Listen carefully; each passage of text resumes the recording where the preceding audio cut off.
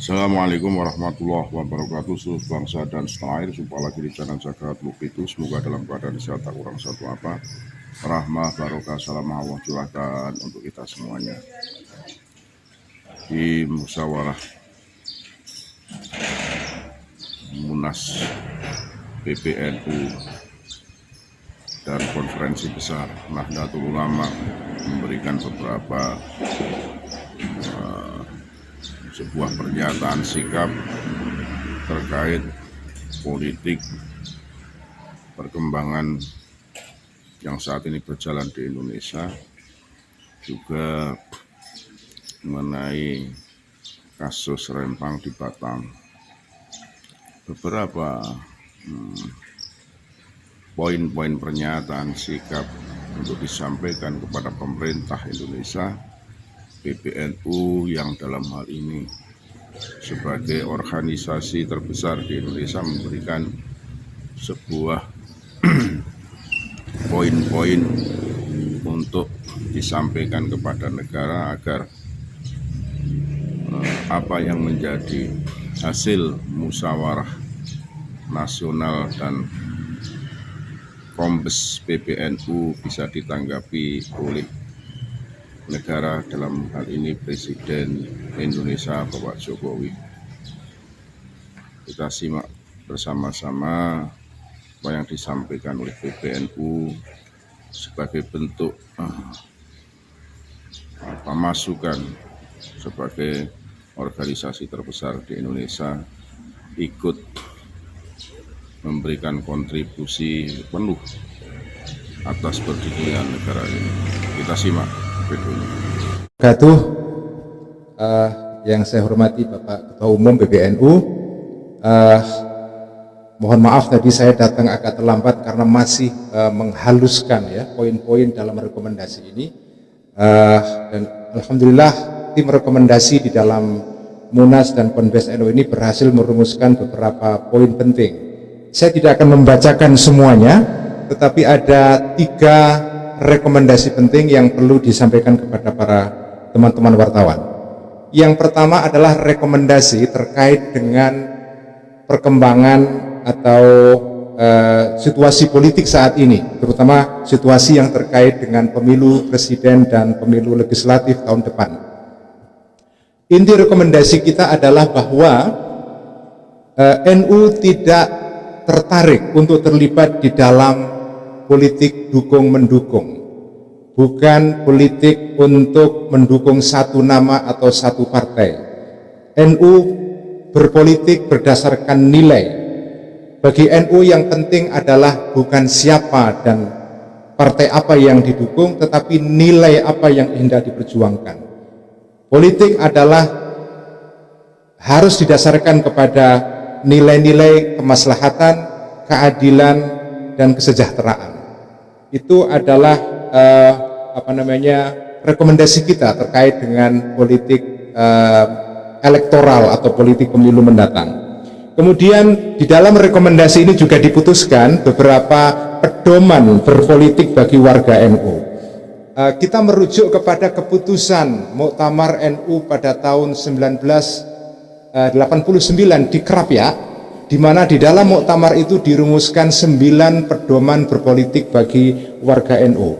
Secara ringkas saya akan bacakan. Pedoman itu adalah: pertama, politik bagi NU adalah bentuk keterlibatan warga negara dalam kehidupan berbangsa dan bernegara.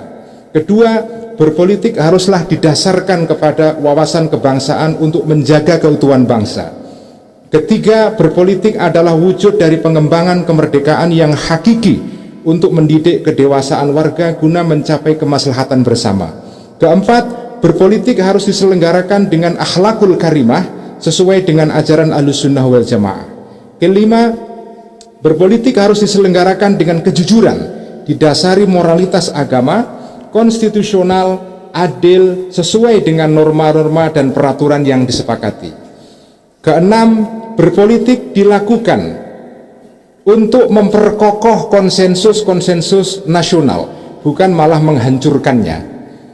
Ketujuh, berpolitik dengan alasan apapun tidak boleh dilakukan dengan mengorbankan kepentingan bersama dan memecah belah bangsa.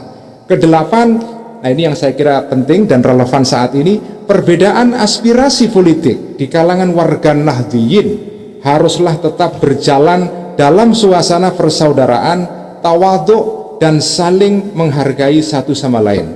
Terakhir, kesembilan, politik harus mendorong tumbuhnya masyarakat yang mandiri sebagai mitra pemerintah, begitu rupa sehingga penyelenggaraan negara tidak boleh bersifat state heavy, melulu dikuasai pemerintah dengan mengabaikan aspirasi masyarakat, melainkan bersifat dua arah dan timbal balik. Ini adalah rekomendasi terkait dengan situasi politik saat ini, terkait dengan politik pemilu. Rekomendasi kedua terkait dengan masalah-masalah yang berkembang di negeri ini, terutama masalah Rempang di Pulau Batam. Kita sudah mengemukakan sikap ini atau pernyataan mengenai isu ini di dalam konferensi pers kita beberapa waktu yang lalu, tapi saya ingin mengulang beberapa poin penting. Pertama, sikap kita adalah dalam situasi atau dalam isu Rempang ini adalah, pertama, penggunaan pendekatan keamanan dan kekerasan dalam sengketa tanah rakyat haruslah dihentikan.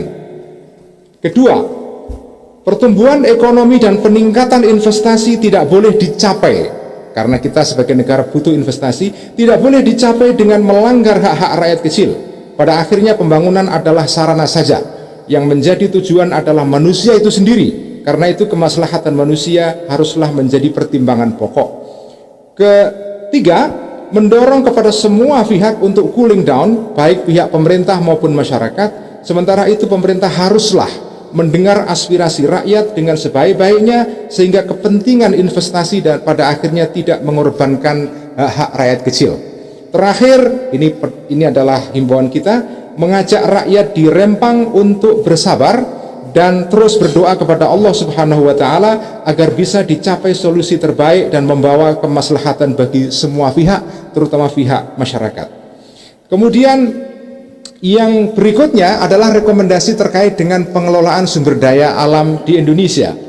Secara ringkas, rekomendasi kita adalah bahwa ada masalah yang serius di dalam pengelolaan sumber daya alam kita. Pengelolaan sumber daya alam kita dikelola, dilaksanakan dengan cara yang mengabaikan aspirasi-aspirasi publik dan masyarakat.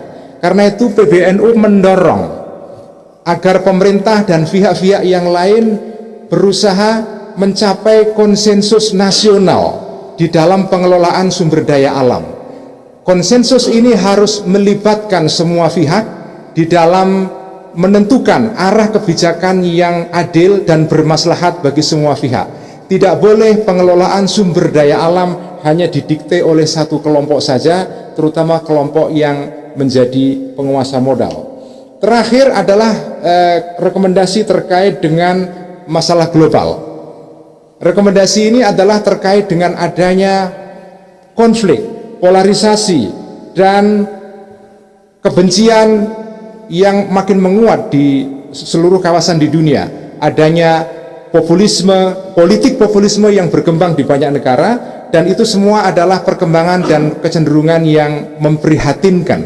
Karena itu PBNU dalam hal ini mengusulkan dua hal. Pertama adalah agama harus berperan aktif menjadi solusi bagi problem-problem global. Tetapi agar agama bisa menjadi solusi bagi problem global ini, agama harus melakukan kritik diri. Karena ada pemahaman-pemahaman keagamaan yang menimbulkan konflik benturan identitas antara satu kelompok dengan kelompok yang lain. Sebelum agama menjadi sumber solusi bagi masalah dunia, agama harus melakukan pemahaman ulang terhadap ajaran-ajarannya, pemahaman-pemahamannya, tafsir-tafsirnya, begitu rupa sehingga pemahaman ini sesuai dengan kondisi sekarang. Dengan begitu agama akan memperoleh kepercayaan publik untuk menjadi sumber solusi bagi masalah global. Sekian, terima kasih. Wassalamualaikum warahmatullahi wabarakatuh. Ya, rekomendasi dari PBNU, hasil Munas dan Kombes, ya, konsolidasi bersama antara PBNU dan pemerintahan Indonesia dalam hal ini terkait beberapa isu-isu politik, isu-isu rimpang, isu-isu global disampaikan pengurus PBNU kepada pemerintahan Indonesia dalam hal ini pemerintahan Jokowi. Segala hilaf mohon maaf dari harga mati Nusantara milik kita. Assalamualaikum.